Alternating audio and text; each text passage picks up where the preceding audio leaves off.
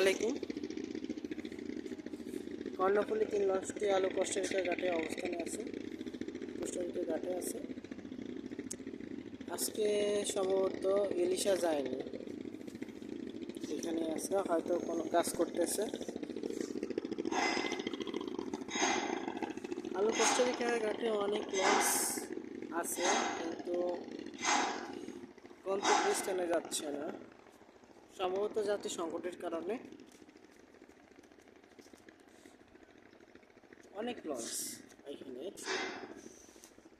আর সোনারতরী 3 লঞ্চটির কাজ করানো হচ্ছে, যার কারণে চাঁদপুরের লাইন চলাচল আপাতত বন্ধ আছে। সংস্কারের কাজ শেষ হলে আবার